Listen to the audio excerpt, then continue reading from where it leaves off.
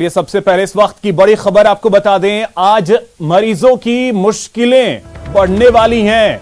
Resident doctors आज से संपूर्ण कार्य बहिष्कार करेंगे रात 8 बजे से। प्रदेश भर में स्वास्थ्य सेवाओं पे इसका असर पड़ना तय है। आज रात 8 बजे से कार्य बहिष्कार करने वाले हैं। 8 सूत्री इनकी मांगे हैं, इसको लेकर के आंदोलन करने की तैयारी में है रेजिडेंट डॉक्टर्स। हालांकि प्रशासन अपनी तरफ से मनाने की तैयारी में है, लगातार मनाने की कोशिशें भी चल रही हैं, लेकिन 8 सूत्री मांगे और इसको लेकर 8 बजे से यानी अब से महज 1 घंटे बाद से कार्य बहिष्कार करने वाले हैं। प्रदेश भर में स्वास्थ्य सेवाएं जो हैं वो ठप हो जाएंगी। 4 जगहों की तस्वीरें हम आपको दिखा रहे हैं। प्रदेश भर में थोड़ी ही देर बाद रेजिडेंट्स जो हैं वो 8 सूत्री मांगों को लेकर अनिश्चितकालीन हड़ताल पर जाएंगे, जिसका असर मरीजों पर पड़ने वाला है। आपके सामने 4 तस्वीरें हैं, जहां पहली तस्वीर जयपुर की है। यहां नीट पीजी काउंसलिंग में हो रही देरी समेत 8 सूत्री मांगों को लेकर रेजिडेंट डॉक्टर्स आंदोलनरत हैं। वहीं जोधपुर में मेडिकल कॉलेज से जुड़े सभी रेजिडेंट डॉक्टर्स ने आपातकालीन सेवाओं में भी काम नहीं करने का फैसला लिया है। कोटा में भी रात 8 बजे से रेजिडेंट डॉक्टर्स जो हैं वो अनिश्चितकालीन हड़ताल पर चले जाएंगे, जबकि झालावाड़ में भी कुछ ऐसा ही होने वाला है।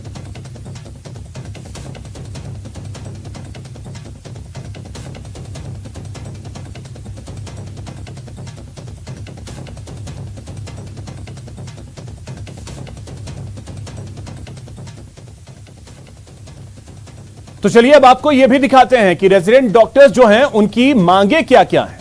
तो मांगों की अगर बात कर ली जाए तो उनकी सबसे प्रमुख मांग जो है वो यह है कि नीट पीजी परीक्षा की काउंसलिंग जल्द से जल्द करवाई जाए। इसके अलावा पेपर प्रेजेंटेशन थीसिस सबमिट में रियायत दी जाए। इसके अलावा रेजिडेंट्स को चिरंजीवी भामाशाह योजना में जुड़े कार्ड से मुक्त रखा जाए। पीजी अवधि से कार्य मुक्त होने के 15 दिन में अकादमिक कार्य पूरे किए जाएं। ये प्रमुख मांगे हैं। 5वीं मांग जो है, रेजिडेंट्स को एसआरशिप से रोकने के आदेश वापस लिए जाएं। इसके अलावा वित्त विभाग के 21/12/2017 के आदेश में 3 इंक्रीमेंट, डिप्लोमा के 2 इंक्रीमेंट का लाभ मिल रहा है। झालावाड़ मेडिकल कॉलेज में 2019 बैच की फीस विसंगति मामले का निस्तारण किया जाए। राज्य के मेडिकल कॉलेजों में प्री पैरा क्लिनिकल विषयों में सीटें नहीं होने से पीजी में परेशानी होती है। तो इन तमाम परेशानियों को दूर करने की मांग जो है वो की जा रही है।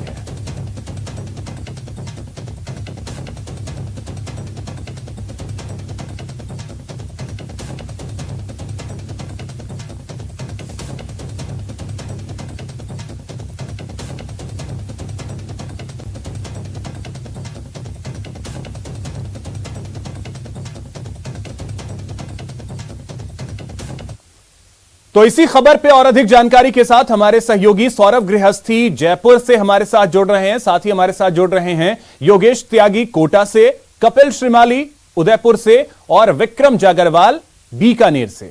सौरभ, सबसे पहले मैं आपके पास आ रहा हूं। जयपुर की स्थिति के बारे में आपसे जानना चाहूंगा कि 8 बजे के बाद रेजिडेंट डॉक्टर्स जो हैं वो हड़ताल पर जा रहे हैं, कार्य बहिष्कार कर रहे हैं। जयपुर में इसका कितना बड़ा असर होने वाला है?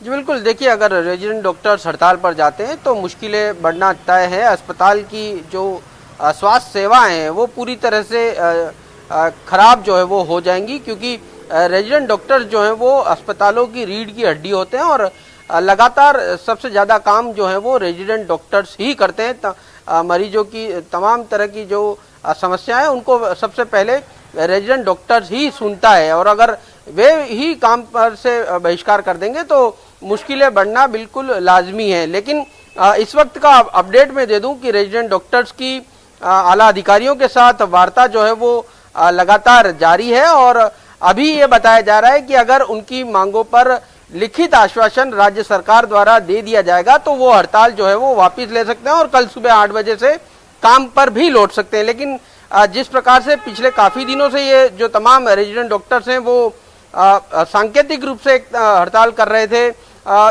इमरजेंसी को छोड़ के तमाम काम जो है वो उन्होंने रोक रखे थे, लेकिन इमरजेंसी काम जो है वो प्रभावित नहीं हो रहा था। लेकिन अब जो है वो 8 बजे बाद तमाम काम जो है वो उन्होंने हड़ताल पर जाने का निर्णय लिया है। लेकिन अभी चूंकि वार्ता चल रही है, इस लिहाज से कहा जा सकता है कि अगर सकारात्मक रुख सरकार का देखने को मिलता है तो वह हड़ताल जो है वो वापस भी ले सकते हैं। लेकिन एक जो मांग है इनकी 8 सूत्री मांगों में, वो मांग केंद्र से जुड़ी हुई है और सुप्रीम कोर्ट में उसमें जो है वो 6 जनवरी को सुनवाई होनी है।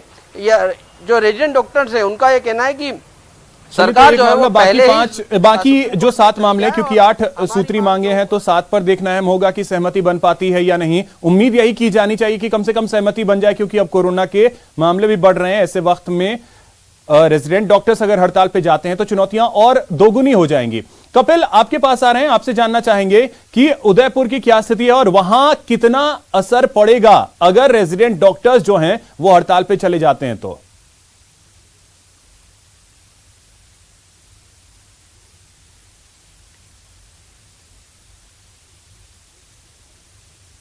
कपिल, आवाज मिल रही है आपको मेरी? उतरने वाले तो निश्चित तौर पर जो चिकित्सा व्यवस्था पहले से ही चरमराई हुई है। जी बोलिए। बिल्कुल मैं सुन पा रहा हूं आपको। देखिए, पहले से ही चिकित्सा व्यवस्थाएं चरमराई हुई है और यदि आप देखिए कि रेजिडेंट डॉक्टर्स भी हड़ताल पर चले जाते हैं, बातचीत के बाद में जो सकारात्मक परिणाम सामने नहीं आते हैं, तो उदयपुर की स्थिति और ज्यादा खराब होगी, क्योंकि 195 चिकित्सक जो है पहले से हड़ताल पर है। रेजिडेंट डॉक्टर्स अब और हड़ताल पर जाएंगे। उसके साथ में करीब 250 से ज्यादा डॉक्टर्स ऐसे होंगे जो कि हड़ताल पर उतर जाएंगे। सीनियर डॉक्टर्स और सीनियर रेजिडेंट के भरोसे अब चिकित्सा व्यवस्थाएं आने वाली है। तो जहां पर पूरे हॉस्पिटल को 600 से ज्यादा चिकित्सक जो है वो संचालित कर रहे थे, अब महज 250 के आसपास चिकित्सकों के हाथ में ये पूरी व्यवस्थाएं आ जाएगी तो निश्चित तौर पर स्थिति बिगड़ने लगेगी। और अगर पिछले कुछ दिनों की बात करें तो करीब 600 से ज्यादा ऑपरेशन उदयपुर में टाले जा चुके हैं, सिर्फ इमरजेंसी ऑपरेशंस किए जा रहे हैं। तो यदि अब रेजिडेंट डॉक्टर्स भी हड़ताल पे जाएंगे तो निश्चित तौर पर आपातकालीन व्यवस्थाओं पर भी असर पड़ने की संभावना है। तो ऐसे में ये उम्मीद की जा रही है कि जो वार्ताएं लगातार की जा रही है उसमें सकारात्मक परिणाम सामने आए और एक बार फिर चिकित्सक जो है वो अपने काम पर लौटे, ताकि जिस तरह से कोविड के मामले लगातार बढ़ रहे हैं, उदयपुर में भी रोजाना कोरोना संक्रमण के मामले सामने आ रहे हैं, तो ऐसे मरीज जो कि अब हॉस्पिटल में भर्ती हो रहे हैं उन्हें डॉक्टरी जो है परामर्श और चिकित्सकीय परामर्श की जरूरत है। ऐसे में यदि चिकित्सक हड़ताल पर जाएंगे तो स्थितियां और बिगड़ेगी। उदयपुर में पिछले कुछ दिनों से स्थिति लगातार बिगड़ती जा रही है और अब यदि बिल्कुल कपिल, तो चुनौतियां जो हैं वो काफी ज्यादा हो जाएंगी अगर रेजिडेंट डॉक्टर्स जो हैं वो हड़ताल पे चले जाते हैं तो। योगेश, अब मैं आपसे कोटा की स्थिति समझना चाहूंगा, क्योंकि कोटा में हमने ये देखा है कि किस तरीके से कोरोना ने तो कहर बरपाया ही था, अब केसेस फिर आने शुरू हुए हैं, लेकिन साथ ही साथ मौसमी बीमारियां, उससे निपटना भी एक बहुत बड़ी चुनौती रही है। तो अब ऐसे में अगर रेजिडेंट डॉक्टर्स हड़ताल पे चले गए फिर कोटा की क्या स्थिति होगी?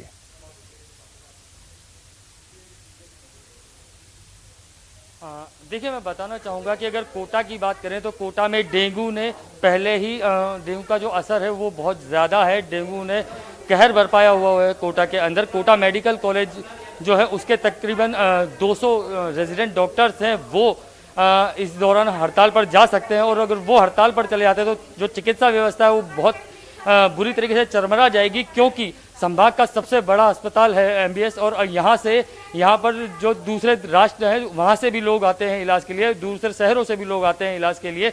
लेकिन ऐसे में अगर रेजिडेंट डॉक्टर्स हड़ताल पर चले जाते हैं तो अपने आप में बहुत चुनौतीपूर्ण हो जाएगा जो सीनियर डॉक्टर्स हैं उनके लिए, जो मरीज भार है उसको झेलना। क्योंकि आपको बता दें कि जो कोटा का एमबीएस अस्पताल है इसमें वैसे भी मरीजों की जो तादाद है वो ज़्यादा रहती है और जो रेजिडेंट डॉक्टर्स होते हैं वो कहीं ना कहीं जो हर अस्पताल होता है उसकी बैकबोन होती है, बैकबोन कहे जाते हैं रेजिडेंट डॉक्टर। ऐसे में रेजिडेंट डॉक्टर्स का हड़ताल पर जाना अपने आप में बड़ा दिक्कतदेह साबित हो सकता है चिकित्सा विभाग के लिए।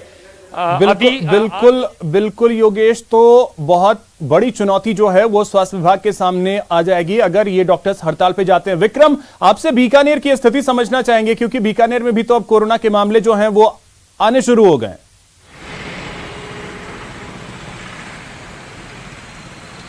जी बिल्कुल अभिषेक, अगर बीकानेर की बात करें तो बीकानेर संभाग का सबसे बड़ा पीबीएम अस्पताल जो है वो इन दिनों वहाँ पर पूरी तरीके से व्यवस्थाएं जो है वो चरमराई हुई है, क्योंकि पिछले काफ़ी दिनों से रेजिडेंट डॉक्टर जो है वो अपनी 8 सूत्रीय मांगों को लेकर जो है वो कार्य बहिष्कार पर चल रहे हैं। पहले उन्होंने आउटडोर और जो वार्ड्स हैं उनका बहिष्कार किया था, लेकिन बाद में उन्होंने ऑपरेशन थिएटर का जैसे ही बहिष्कार किया तो उसके बाद से जो है स्थितियाँ बड़ी विकराल हो गई है, क्योंकि पूरे संभाग भर से यहाँ मरीज आते हैं और ऐसे में कोरोना केसेस भी जिस तरीके से बीकानेर में बढ़ रहे हैं तो कहीं ना कहीं स्वास्थ्य विभाग के लिए बिल्कुल विक्रम, तो उम्मीद यही होगी कि बातचीत जो चल रही है वो सफल रहे। फिलहाल बहुत शुक्रिया विक्रम, योगेश और कपिल, आप तीनों का बहुत शुक्रिया तमाम जानकारी के लिए। लेकिन सौरभ, आप हमारे साथ बने रहें, अगली खबर पे आपसे और अधिक जानकारी की जरूरत होगी। तो बड़ी खबर यह है कि मरुधरा में कोरोना के केस बढ़े हैं। आज 29 नए कोरोना के केस सामने आए। जयपुर में 15 कोरोना केस सामने आए। बीकानेर में कोरोना से एक व्यक्ति की मौत भी हुई है। 28 लोग हॉस्पिटल से डिस्चार्ज हुए हैं और इस वक्त की स्थिति यह है कि प्रदेश भर में 221 एक्टिव केस हैं।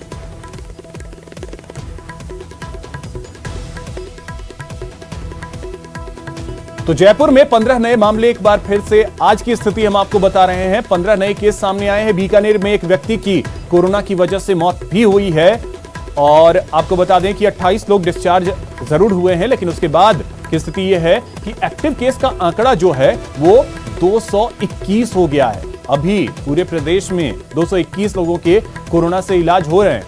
यह स्थिति है प्रदेश की।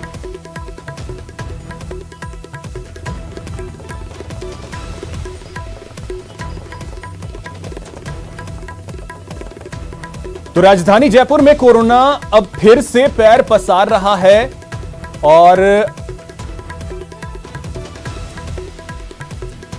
आपको बता दें कि ओमिक्रॉन की एंट्री भी जयपुर में हो चुकी है। राजधानी जयपुर में कोरोना अब फिर से पैर पसार रहा है। जयपुर में आज 15 नए केस सामने आए हैं, जिनमें एक बच्चा भी शामिल है। वहीं ओमिक्रॉन वेरिएंट से संक्रमित परिवार के एक और सदस्य की रिपोर्ट पॉजिटिव आई है। इसके अलावा यूक्रेन और जर्मनी से आए 2 अन्य लोग भी पॉजिटिव पाए गए हैं। यूक्रेन से आई युवती को RUHS में आइसोलेट कर दिया गया है। साथ ही उसकी भी जीनोम सीक्वेंसिंग कराई जा रही है। जो पूर्व में जो सैंपल लिए गए थे उनके जो नेगेटिव है उनके सैंपल भी लिए जा रहे हैं और आसपास सैंपलिंग भी उनके आसपास सैंपलिंग कराई जा रही है, सर्वे कराया जा रहा है। पूरी गंभीरता से हम इसको देखना चाहते हैं, कहीं भी ऐसे ये नया वेरिएंट है कोई है तो आसपास नहीं फैले, इसके लिए पूरी गंभीरता से हमारे प्रयास किए जा रहे हैं। तो हमारे सहयोगी सौरभ गृहस्थी हमारे साथ जुड़े हुए हैं। सौरभ, अब चिंताएं तो इस तरीके से बढ़ रही हैं कि साथ ही डॉक्टर्स भी हड़ताल की बात कर रहे हैं, लेकिन कोरोना के जो मामले सामने आ रहे हैं वो डरा रहे हैं। अब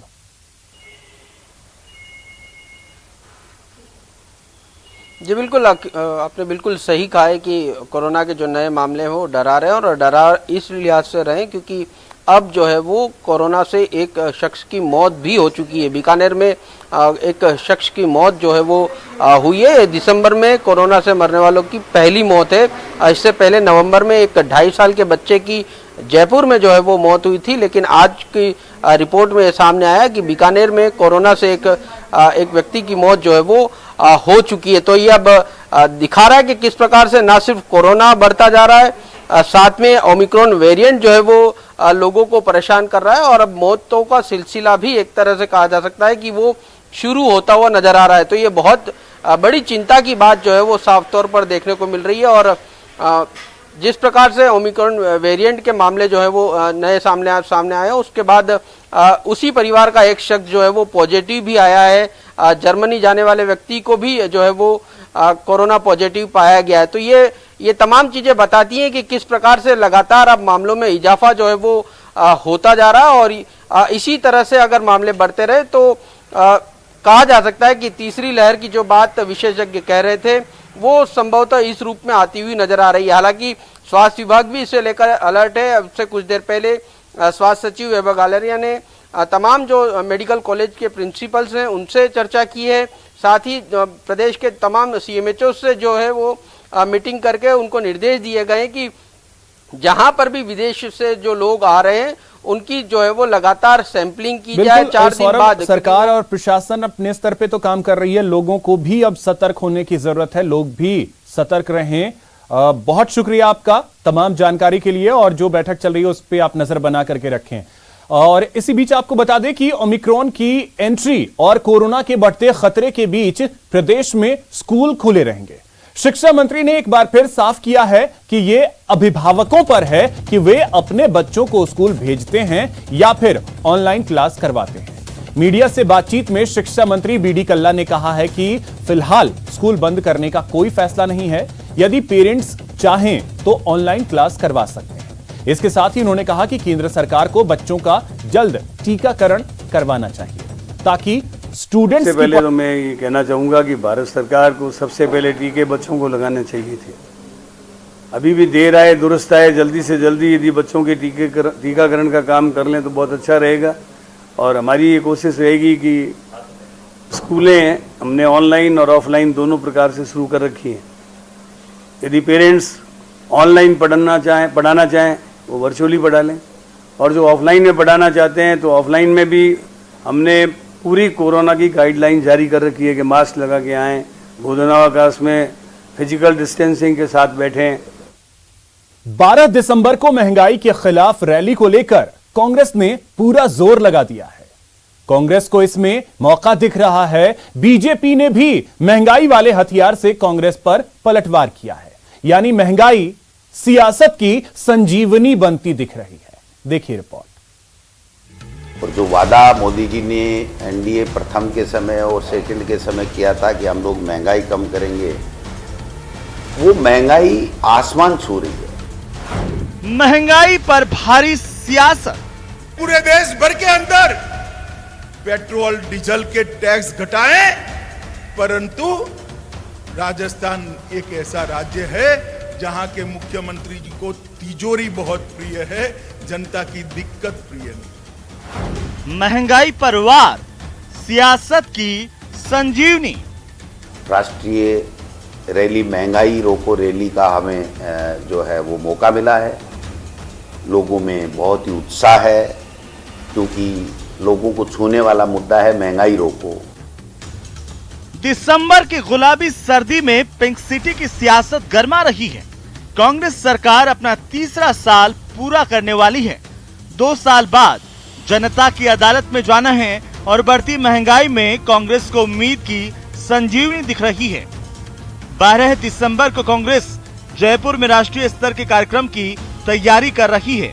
पीसीसी चीफ गोविंद सिंह डोटासरा की माने तो देश भर के लोग कांग्रेस की ओर उम्मीद से देख रहे हैं, क्योंकि महंगाई के मुद्दे पर कांग्रेस जनता के साथ खड़ी है। महिलाएं ये कह रही हैं कि हमको जाना है इस रैली में। राहुल गांधी और सोनिया गांधी ऐसी है जो आज हमारा जो रसोई का बजट बिगड़ा है उसमें हमारी सुध लेने के लिए आ रहे हैं, हमारी बात करने के लिए आ रहे हैं। मोदी सरकार तो नहीं सुन रही। ये तो है कांग्रेस का दावा, लेकिन महंगाई के मुद्दे पर बीजेपी भी बैकफुट पर जाने को तैयार नहीं दिखती, क्योंकि पेट्रोल डीजल की बढ़ती कीमत के लिए केंद्र जिम्मेदार है तो राज्य सरकारें भी अपनी जिम्मेदारी से बच नहीं सकती। राज्यों को दबाव डाल रहे हैं कि आप कम करिए। आप बताइए, 6 रुपए से 36 रुपए इन्होंने अतिरिक्त एक्साइज ड्यूटी कर दी, उसको ये लोग कम नहीं कर रहे हैं और राज्यों के ऊपर कह रहे हैं कि तुम्हारा वित्तीय व्यवस्था अगर बिगड़े तो बिगड़े, आप लोग कम करिए। आज मध्य प्रदेश का सबसे ज्यादा है, हम मध्य प्रदेश से कम में हैं। मैं गहलोत जी को विनती करता हूं, गहलोत जी जहां जहां भाजपा की सरकारें हैं उन्होंने भी वेट के अंदर कटौती कर कर पेट्रोल के दाम घटाए हैं। आप अभी भी समझ जाओ, पेट्रोल के दाम घटा दो, वरना जनता राह देखकर खड़ी है, जनता राह देखकर खड़ी है। जनता महंगाई से त्रस्त है तो नेता आंकड़ों की सियासी पेशगी के साथ लोगों को भरमा रहे हैं। बहरहाल बढ़ती महंगाई के लिए केंद्र को जिम्मेदार मानकर कांग्रेस मैदान में है, तो पार्टी के नेता भरोसा जताते हैं कि जनता कांग्रेस से उम्मीद लगाए बैठी है। कांग्रेस से उम्मीद भी लोगों को है। राजस्थान की कांग्रेस सरकार ने अशोक गहलोत जी के मुख्यमंत्री के तीसरे कार्यकाल में उनके जिस तरीके से जनता की सेवा की है, चाहे कोरोना प्रबंधन की बात हो, चाहे विकास के कामों की बात हो, चाहे लोगों को राहत के कल्याणकारी कार्यक्रमों की बात हो, सरकार जनता के विश्वास पर खरी उतरी है। महंगाई रैली को सफल बनाने के लिए कांग्रेस के विधायक और पदाधिकारी शहर शहर घूम रहे हैं। कोरोना के बढ़ते संक्रमण को लेकर रैली पर सवाल भी उठ रहे हैं। लेकिन कांग्रेस के पास इसका मुफीद जवाब भी है। राजस्थान में रैली कर रहे हैं, लेकिन यहाँ पर अभी कोरोना कंट्रोल में है राजस्थान में, और माननीय मुख्यमंत्री जी ने बेहतर प्रबंध किए हैं कोरोना को लेकर, और आगे भी अच्छे प्रबंध रहेंगे, इसका कोई खास असर नहीं रहेगा। महंगाई तो है, इससे इनकार कौन कर सकता है, लेकिन जिम्मेदारी किसकी, इसका जवाब देने से हर कोई बचना चाहता है। बहरहाल दिल्ली की रैली को जयपुर में करा के कांग्रेस केंद्र सरकार पर दबाव बढ़ाना चाहती है। अगले साल यूपी, पंजाब जैसे 5 राज्यों में होने वाले चुनावों को लेकर केंद्र सरकार पर दबाव तो है, लेकिन क्या रैली करने से जनता को महंगाई से मुक्ति मिल जाएगी? Bureau report, news 18 Rajasthan. वहीं महारैली की तैयारियों को लेकर कांग्रेस भी एक्शन में आ गई है। आज सीएम अशोक गहलोत ने सीएमआर में महिला कांग्रेस और सेवा दल के पदाधिकारियों से मुलाकात की, जहां 12 दिसंबर को जयपुर में हो रही महंगाई हटाओ महारैली के संबंध में चर्चा की गई। इस दौरान प्रदेश कांग्रेस अध्यक्ष गोविंद सिंह डोटासरा, महिला कांग्रेस की राष्ट्रीय अध्यक्ष नीता डिसूजा, प्रभारी महासचिव नीतू वर्मा समेत कई पदाधिकारी मौजूद रहे।